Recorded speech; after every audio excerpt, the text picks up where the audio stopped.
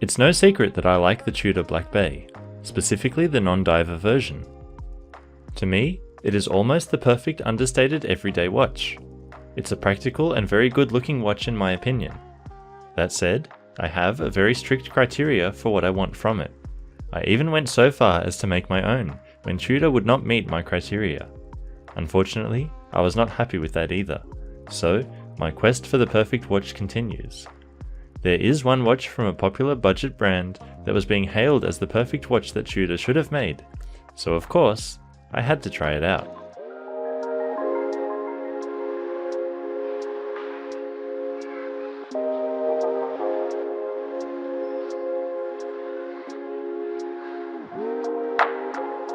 Welcome to Addicted to Watches. Today's watch comes from a brand we've looked at before on the channel, and has received quite a lot of coverage here on YouTube. That brand is San Martin, and of course it's going to be a homage coming from them. It's their homage of the Black Bay 36, but with the difference being, in this case, the colour of the dial, and importantly, a single millimetre. This is the San Martin SN021. Before Watches and Wonders this year, the only sizes available for the Black Bay were 36 and 41. Since then, they have released a 39, which is a separate conversation. For me, the 36 was a bit small and the 41 was too big. This watch doesn't exactly split the difference, but is somewhere in between. That place is 37mm. Does 1mm make a difference? Depends who you ask, I suppose. When it comes to this watch though, everyone making content about it when it was released was saying yes. Now, it's time to find out for myself.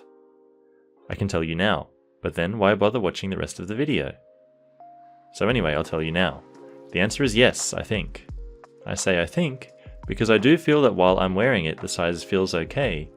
Now, I don't know if that's because the 1mm does in fact make a difference, or because I've been wearing other watches on the smaller side, and have gotten used to that size watch. Either way, I'm happy with the way this one wears, and that's ultimately what I wanted to get out of this. Okay, that wraps it up.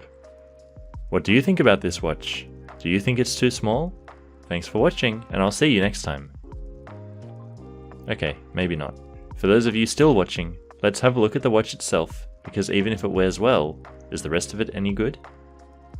The first thing you'll notice about the watch, if you've watched my other video, is that this dial is a different colour to my preference for a Black Bay.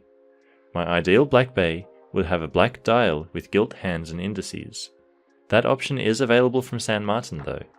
The reason I have this one is because I've been going through a green phase, and it was for sale second-hand for a good price, so I couldn't go past it but didn't really have a choice on colour.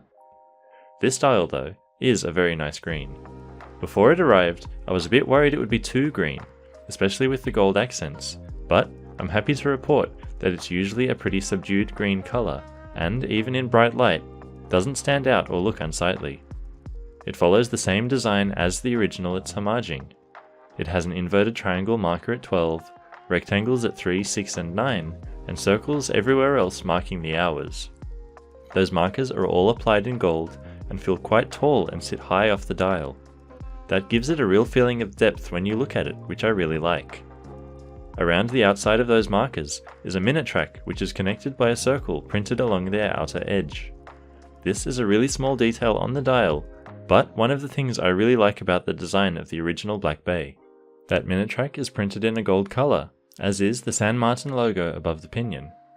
This watch from San Martin has received a couple of different versions, and I believe the latest one has an applied logo, but it's not really a deal breaker for me on this watch. Outside of AliExpress and YouTube, the San Martin brand isn't exactly a mainstream heavy hitter, so I don't need a big applied logo to let me know who made it. Below the pinion, we can see two lines of text also printed in the same gold colour, automatic and 100 meters 333 feet. It probably could have done without the conversion of meters, but it's fine I guess. Here is a little mock-up I did of what I would probably like at the bottom. The hands too follow Tudor's original design. For some, they're an acquired taste, but that big snowflake hour hand is here and I love it. It gives the watch a lot of character and separates it from something with rectangular or Mercedes hands. The minute hand is a quite long fence post shaped hand, while the second hand has a diamond tip, just like the Tudor. In isolation, the hour hand is quite short, but because of that big snowflake on the end of it, it still has a lot of presence on the dial, and the proportion between the two main hands works really well in my opinion, to give you an easy read of the time. Just like the indices, the hands are gold in colour and filled with lume. Speaking of lume, I've had an interesting experience with the lume on this watch. At first, I was kind of underwhelmed by it when the lights went out. Unlike some of my other Seiko watches, the initial glow from this one is not that impressive. However, what is impressive is that although the watch doesn't glow brightly like a torch, it does glow consistently for quite a long time. Rather than burning out brightly, it's a slower burn that lasts a lot longer. I've come to appreciate that about this watch over the time I've spent wearing it. Above the dial is a really nice piece of crystal. San Martin watches are known for cramming a lot of specs in for a reasonable price, so of course this one is a sapphire crystal. But not only that, it's a box-domed sapphire crystal. That means it sticks up out of the case and then curves across its top surface.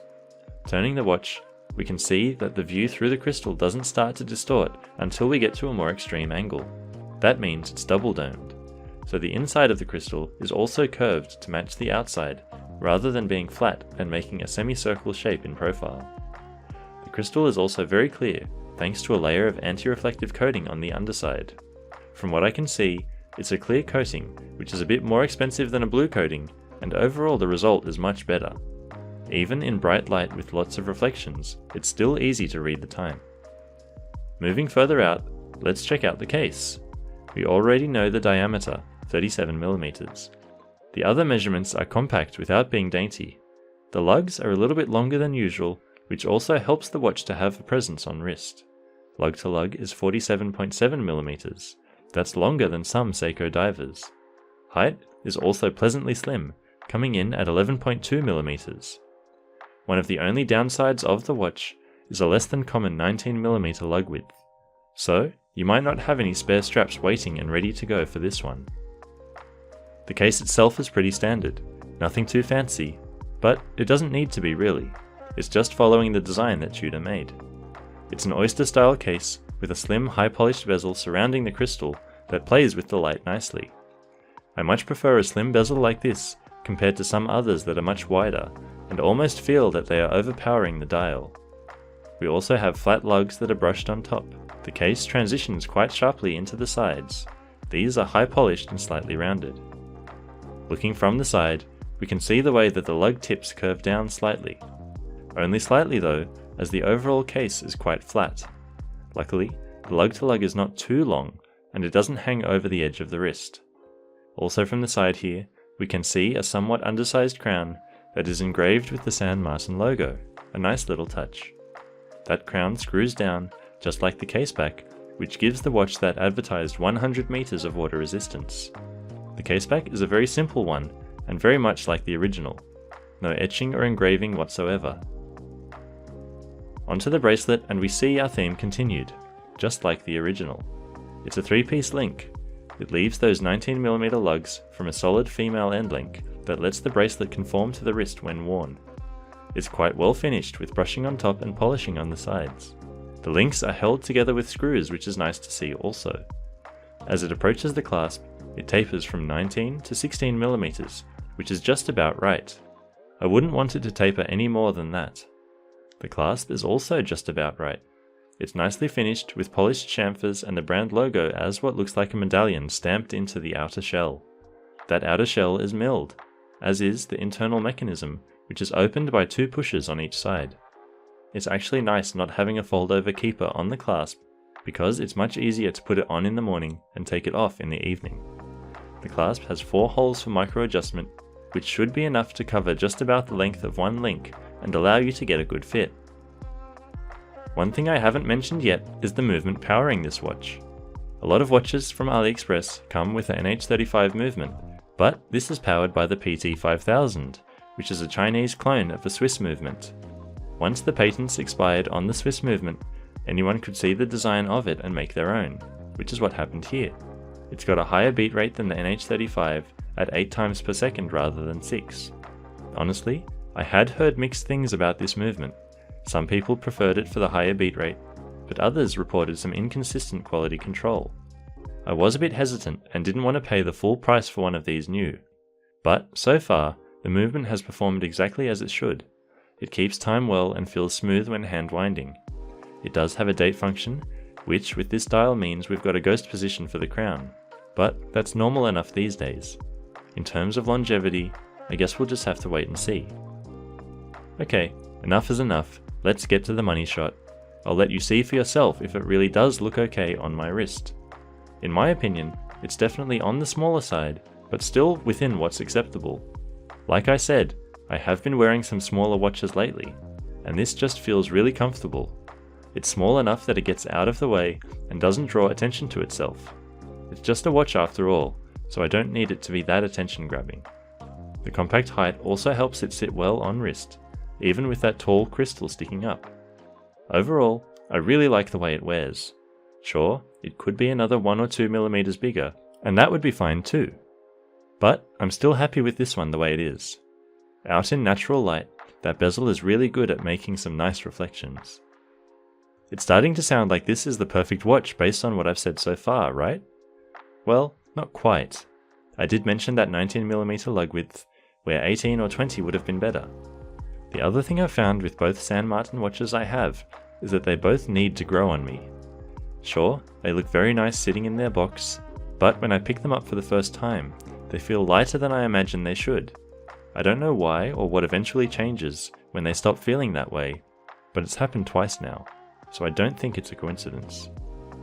Getting out the scale, the watch weighs 120 grams, which might sound light, but considering it's not a diver and has a smaller case size, I think that's just about right.